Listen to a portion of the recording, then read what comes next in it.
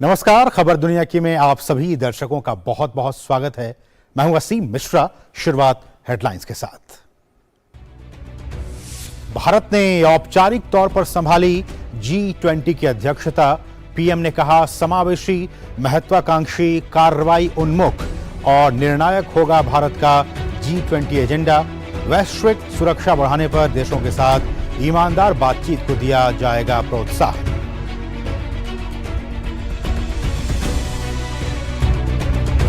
G20 की अध्यक्षता के पहले दिन विदेश मंत्री डॉक्टर एस जयशंकर ने देश के 75 विश्वविद्यालयों के छात्रों से किया संवाद। कहा, तमाम चुनौतियों के बीच G20 की अध्यक्षता संभालना गर्व की बात।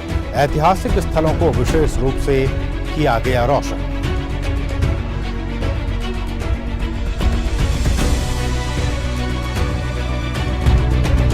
भारी विरोध के बीच चीन ने सख्त कोविड नियमों में दी राहत। उप प्रधानमंत्री ने कहा, महामारी की रोकथाम और नियंत्रण में एक नई स्थिति का सामना कर रहा है देश। यूरोपीय परिषद के अध्यक्ष ने राष्ट्रपति शी जिनपिंग से कई मुद्दों पर की चर्चा।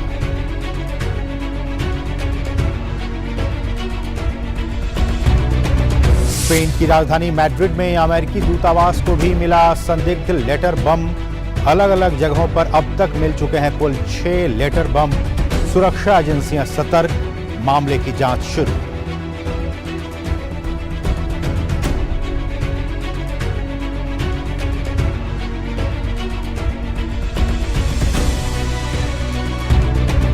और पोलैंड में OSCE मंत्रिस्तरीय परिषद की बैठक। यूक्रेन को यूरोप की ओर से सहायता जारी रखने की जताई गई प्रतिबद्धता। प्रतिबंध के चलते रूस के विदेश मंत्री बैठक में नहीं हो पाए शामिल।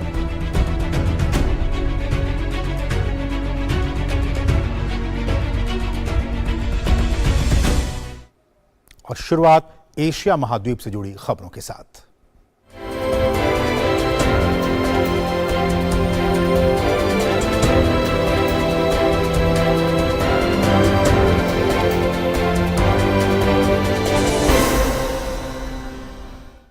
और बात सबसे पहले भारत की, क्योंकि भारत ने प्रतिष्ठित और अति महत्वपूर्ण समूह G20 की अध्यक्षता आज ग्रहण कर ली है।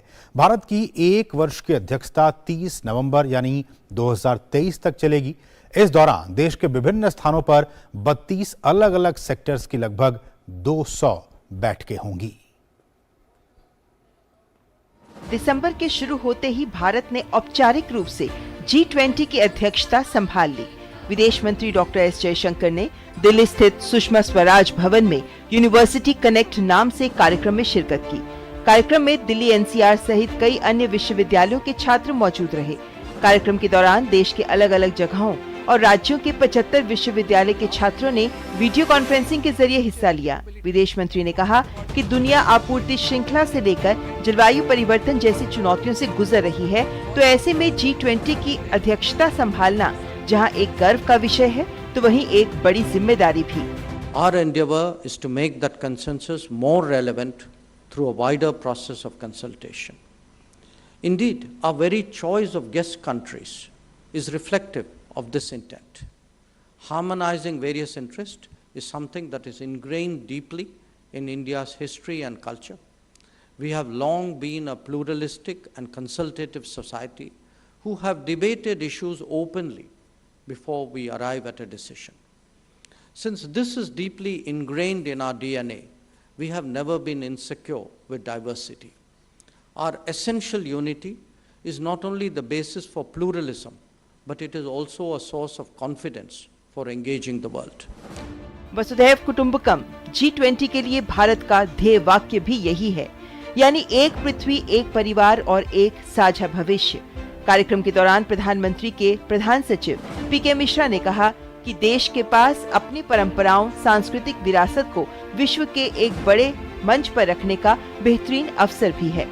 It is also our responsibility to showcase in the most rightful ways befitting her stature and glory.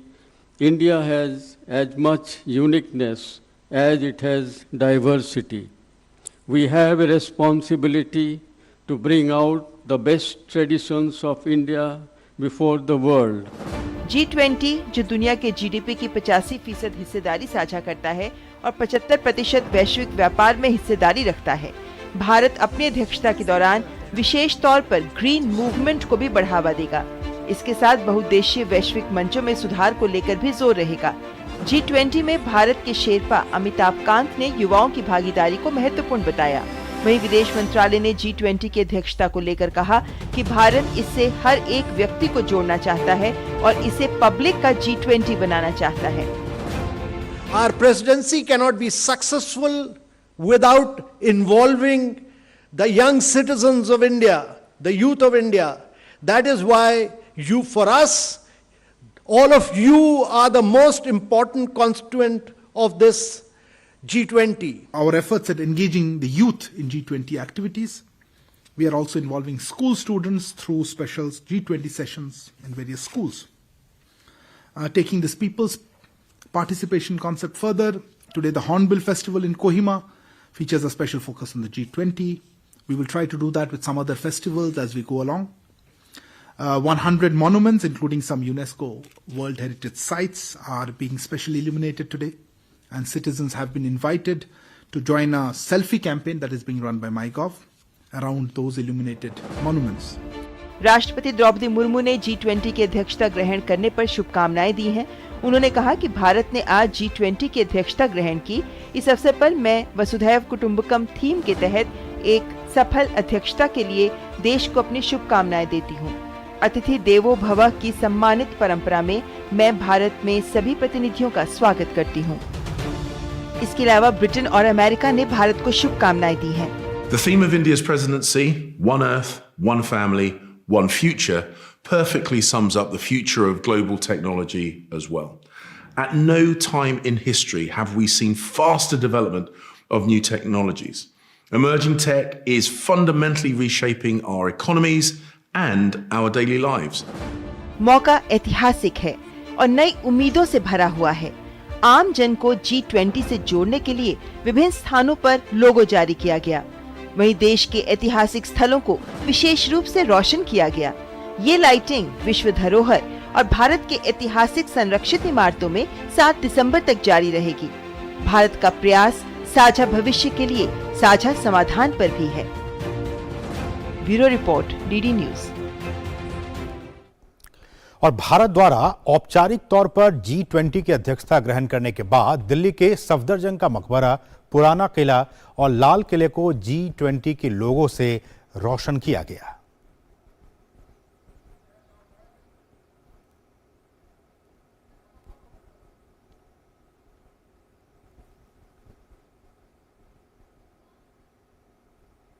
साथ ही साथ इस ऐतिहासिक मौके पर झांसी का जो दुर्ग है उसको भी रोशनी से नहाया गया।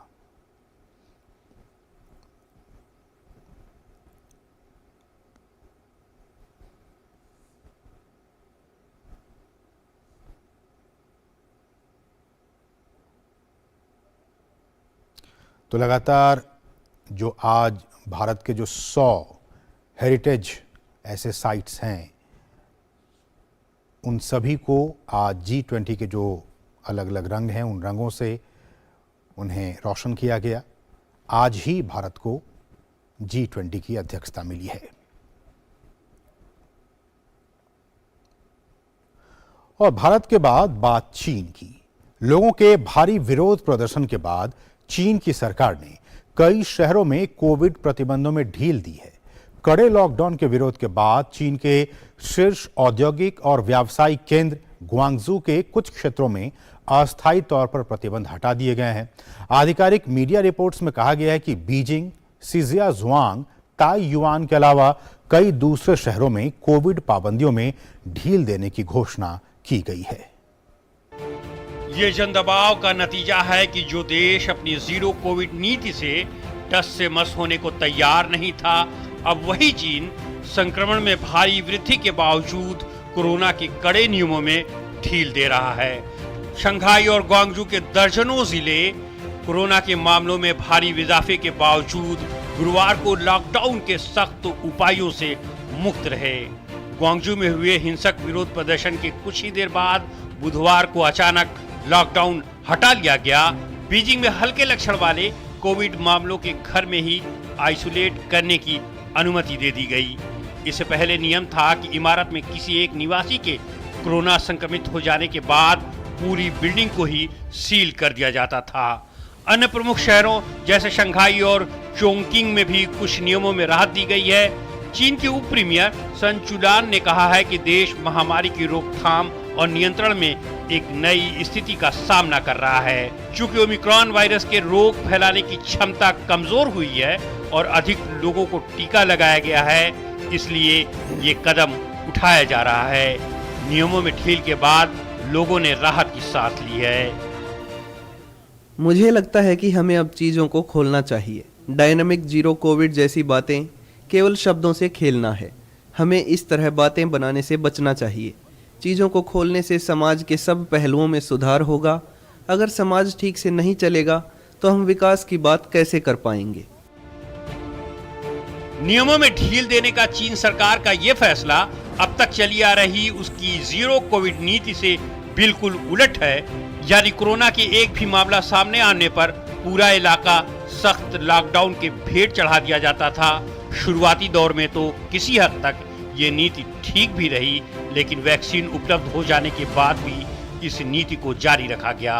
अब तो चीन की कोविड वैक्सीन की एफिकेसी पर भी सवाल खड़े किए जा रहे हैं। ऐसे में जहां दुनिया के बहुत सारे देशों के लोग वैक्सीन से इम्यून हो गए हैं, वहीं चीन में ना तो वैक्सीन ही ऐसा कर पाई और ना ही जीरो कोविड नीति ने ऐसा होने दिया।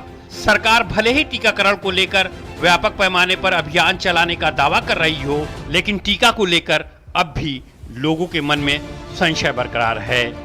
मैंने टीका नहीं लगवाया है क्योंकि मुझे कई तरह की बीमारियां हैं। मुझे डर है कि वैक्सीन लगवाने से पहले मुझे जो बीमारियां हैं, कहीं वो टीका लगवाने के बाद और गंभीर ना बन जाएं।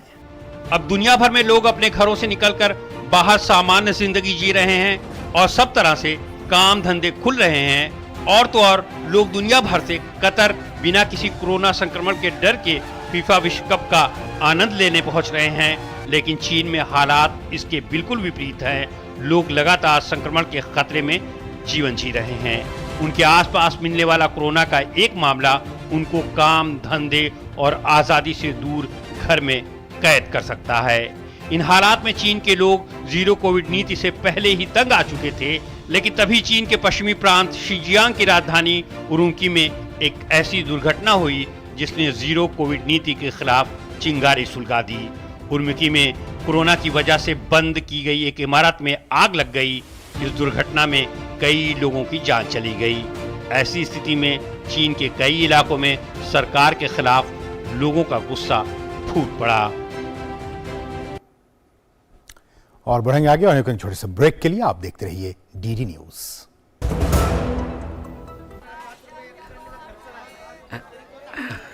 हाँ, जैसे सही वजन से ग्राहक होते हैं खुश, वैसे ही सही सुरक्षा से परिवार होता है कल की चिंता से मुक्त। इसलिए मेरी मानो, आज ही जुड़िए प्रधानमंत्री जीवन ज्योति बीमा योजना और प्रधानमंत्री सुरक्षा बीमा योजना से, जो देती हैं 2-2 लाख रुपए का बीमा। दिखाइए समझदारी, निभाइए जिम्मेदारी। आज ही अपनी नजदीकी बैंक शाखा या डाकघर जाकर इन योजनाओं से जुड़ें। REC unleashes the potential of energy. REC funds energy. Funding that catalyzes. Funding that inspires. Funding that transforms. For sustainability and reliability. For investment and development. Adding value every day in every way. This is what our energy is. This is REC.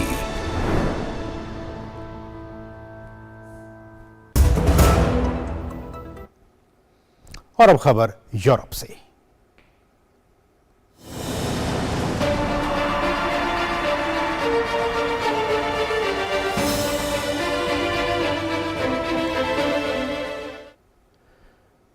रूसी विदेश मंत्री सर्गे Lavrov ने आरोप लगाया है कि पश्चिमी देश प्रत्यक्ष रूप से डायरेक्टली यूक्रेन संघर्ष में संलिप्त हैं और वे कीव को हथियारों की आपूर्ति कर रहे हैं और उसके सैनिकों को ट्रेनिंग भी दे रहे हैं।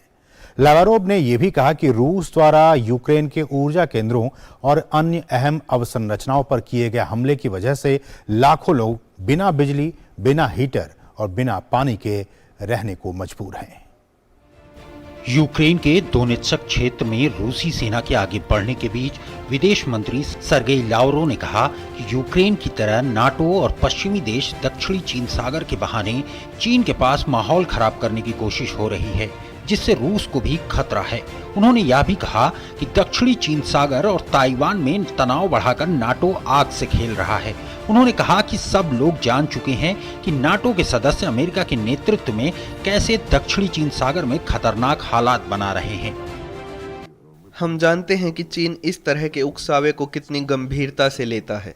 ताइवान और ताइवान स्ट्रेट के बारे में कुछ भी कहने की जरूरत नहीं है, और हम समझते हैं कि नाटो का इन क्षेत्रों में आग से खेलना रूसी संघ के लिए खतरे और जोखिम से भरा है। इस बीच नाटो महासचिव ने जेन्स स्टोल्टनबर्ग चीन जैसे देशों के साथ उलझने पर पेश आने वाली सुरक्षा चुनौतियों को लेकर भी चेतावनी दी। बर्लिन सुरक्षा सम्मेलन में बोलते हुए स्टोल्टनबर्ग ने कहा कि यूक्रेन में युद्ध और रूसी गैस पर निर्भरता से सत्तावादी राज्यों पर निर्भरता का आकलन होना चाहिए। उन्होंने यूक्रेन का समर्थन करने पर नाटो को महंगाई, ऊर्जा कीमतों में इजाफे जैसे हालात का सामना कर रहा है, जबकि यूक्रेन को इससे कहीं बड़ी कीमत चुकानी पड़ रही है। अगर सत्तावादी शासन देखता है कि बल प्रयोग करने से उन्हें फायदा होता है, तो हम सभी को बहुत बड़ी कीमत चुकानी पड़ेगी और ये दुनिया हम सभी के लिए और खतरनाक बन जाएगी। इस बीच क्रेमलिन ने यूक्रेन में रूस की कार्रवाइयों पर युद्ध अपराध न्यायाधिकरण गठित करने के यूरोपीय संघ के आह्वान की निंदा करते हुए कहा कि कोई भी निकाय मास्को के लिए नाजायज और अस्वीकार होगा। हमारे जांचकर्ता कीव शासन के सभी अपराधों को रिकॉर्ड करने के लिए कड़ी मेहनत और सावधानी से काम कर रहे हैं। बेशक 2014 के बाद के शासन द्वारा किए गए अपराधों की जानकारी और डेटा के साथ इसे जोड़ना बहुत महत्वपूर्ण है।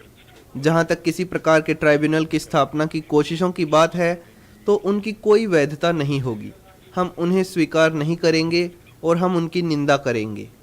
स्पेन की पुलिस ने राजधानी मैड्रिड में प्रधानमंत्री और यूक्रेन के राजदूत को निशाना बनाने के लिए भेजे गए अब तक 6 लीटर बम बरामद हो चुके हैं। यह लेटर बम यूक्रेन के दूतावास में लेटर बम में हुए धमाके के एक दिन बाद मिला है, जिसमें एक कर्मचारी घायल हो गया था।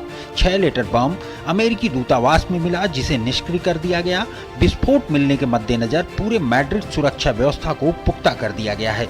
सरकारी अधिकारी ने बताया कि जारागोजा और दूतावास में मिले दोनों लेटर बम पर भेजने वाले का नाम एक ही ईमेल पता दर्ज था।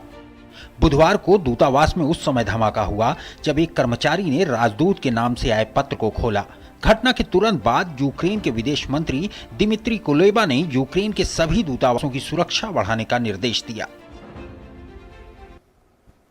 और अब खबर अमेरिका से।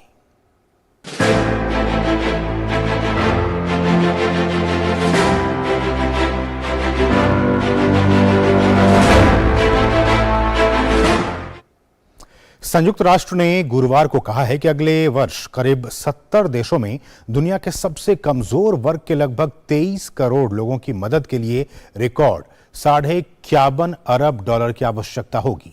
संयुक्त राष्ट्र के शीर्ष आपातकालीन राहत अधिकारी मार्टिन ग्रिफिथ्स ने कहा है कि जरूरतों में आश्चर्यजनक रूप से बढ़ोतरी हुई है और चेतावनी दी है कि इस वर्ष की आपात स्थिति अगले साल तक जारी रहने की बहुत अधिक संभावना है। जलवायु संकट, कोरोना महामारी, यूक्रेन युद्ध और आधुनिक इतिहास में सबसे बड़े वैश्विक खाद्य संकट के कारण लाखों लोग भुखमरी के कगार पर पहुंच गए हैं। संयुक्त राष्ट्र ने चेतावनी देते हुए कहा है कि पिछले वर्ष की तुलना में 2023 में मानवीय सहायता की आवश्यकता वाले लोगों की संख्या में 1/4 की वृद्धि हुई है। 2022 में घटित असामान्य घटनाओं के कारण तुरंत राहत के हकदार लोगों का आंकड़ा रिकॉर्ड 339 मिलियन हो गया है। इसमें पिछले साल के मुकाबले 65 मिलियन का इजाफा दर्ज किया गया है। संयुक्त राष्ट्र को अगले वर्ष करीब 70 देशों में दुनिया के सबसे कमजोर वर्ग के लगभग 23 करोड़ लोगों की मदद के लिए रिकॉर्ड $51.5 अरब की जरूरत पड़ेगी। इस मांग में 2022 की शुरुआत की तुलना में 25% की वृद्धि हुई है। करीब 34 करोड़ लोग 2022 से 25% ज्यादा। यानी अगले साल दुनिया का सबसे बड़ा मानवीय सहायता प्रोग्राम होने जा रहा है। संघर्ष और जलवायु परिवर्तन की घटनाओं के कारण विस्थापन में तेजी देखने को मिली है। 100 मिलियन से अधिक लोगों को अपना घर बार छोड़ना पड़ा है। यूक्रेन रूस संघर्ष के चलते अनाज निर्यात बाधित होने के कारण 37 देशों के 45 मिलियन लोगों के सामने भूखमरी का खतरा पैदा हो गया है। हाल के दिनों में वैश्विक परिस्थितियां ऐसी बनी हैं कि डोनर फंडिंग पर पहले से ही भारी दबाव है। इस वर्ष संयुक्त राष्ट्र की अगुवाई वाली वैश्विक मानवीय अपील का केवल 47% वित्त पोषण ही प्राप्त हुआ है। ये रकम पिछले वर्षों में जुटाई गई 60 से 65% धनराशि के मद्देनजर एक बड़ी गिरावट है। ये कमी फंडिंग की वजह से नहीं बल्कि ज़रूरतों के बढ़ने की वजह से आई है और ज़रूरतें यूक्रेन युद्ध, कोविड और जलवायु परिवर्तन की वजह से बढ़ रही हैं। मुझे लगता है कि 2023 में इन सब के प्रभावों में और बढ़ोतरी होगी। इसी वजह से हम उम्मीद करते हैं कि 2023 एकजुटता का साल होगा। अफ्रीका के कई देश घातक सूखे और बाढ़ से प्रभावित हुए हैं। इसके अलावा यूक्रेन में युद्ध ने यूरोप के एक हिस्से को युद्ध के मैदान में बदल दिया है। दुनिया भर में अब 10 करोड़ से अधिक लोग विस्थापित हैं। हालांकि यह आंकड़ा दुनिया के निर्धनतम लोगों पर महामारी के असर से हुई तबाही से अलग है। इस साल के अंत तक 53 देशों में लगभग 22 करोड़ 20 लाख लोग तीव्र खाद्य असुरक्षा का सामना करेंगे। अफगानिस्तान, इथोपिया, हैती, सोमालिया और दक्षिण सूडान के कुछ हिस्से विनाशकारी खाद्यान्न संकट का सामना कर रहे हैं, लेकिन इन देशों में अब तक अकाल घोषित नहीं किया गया है। संयुक्त राष्ट्र के अधिकारी ने बताया कि यूक्रेन में 1 करोड़ 36 लाख लोगों को सहायता दी गई है और अगले वर्ष देश और व्यापक क्षेत्र के लिए कुल 5.7 अरब डॉलर का अनुरोध किया गया है। उन्होंने कहा कि जैसे जैसे सर्दियां शुरू हो रही हैं, ये रास्ता आसान होता नहीं दिख रहा है। और आगे बढ़ने से पहले हम लोग एक और छोटे से ब्रेक के लिए आप देखते रहिए डीडी न्यूज़। हमने फसल बीमा योजना को अधिक प्रभावी बनाया, उसके दायरे में ज्यादा किसानों को लाए। नहीं है डर, नहीं फिकर, मिली हमें नई डगर। फसल का करवा के बीमा, किसान की चिंता को छीना, हुआ सुरक्षित कल। सुरक्षित फसल निश्चित किसान, फसल बीमा सबका समाधान। आज ही प्रधानमंत्री फसल बीमा योजना से जुड़ें और फसल नुकसान से होने वाली आर्थिक हानि से निश्चिंत हो जाएं, ताकि प्राकृतिक और स्थानीय आपदा पर भी फसल नुकसान होने पर आप उसकी सही कीमत पाएं। प्रधानमंत्री फसल बीमा से जुड़ने के लिए आज ही नजदीकी कृषि कार्यालय, सहकारी समिति, बैंक शाखा, अधिकृत बीमा कंपनी या जन सेवा केंद्र में जाएं, क्योंकि सुरक्षित फसल निश्चिंत किसान, फसल बीमा सबका समाधान। कृषि एवं किसान कल्याण मंत्रालय, भारत सरकार। REC unleashes the potential of energy. REC funds energy. Funding that catalyzes. Funding that inspires. Funding that transforms. For sustainability and reliability. For investment and development. Adding value. Every day in every way. This is what our energy is. This is REC.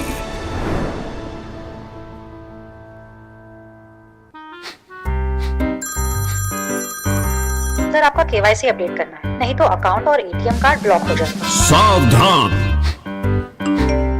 सावधान। 2.5 करोड़ का इनाम मुझे। देखिए, अनजाने calls, फर्जी emails, links और जाली app से अपना पिन, OTP, पासवर्ड कभी भी किसी के साथ शेयर न करें। आप रहेंगे सावधान तो नहीं होगा नुकसान। RBI कहता है, जानकार बनिए, सतर्क रहिए। और अब अफ्रीका से जुड़ी खबरें।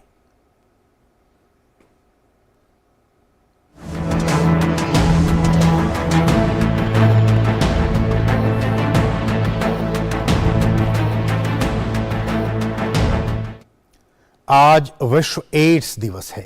पहली बार विश्व स्वास्थ्य संगठन ने साल 1987 में विश्व एड्स दिवस मनाया था।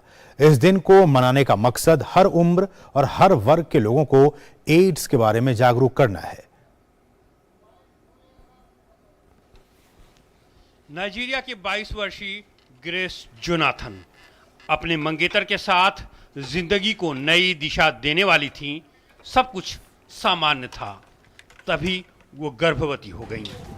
जीवन की ये नई शुरुआत जितनी सुखदायी होनी चाहिए थी उतनी नहीं रही।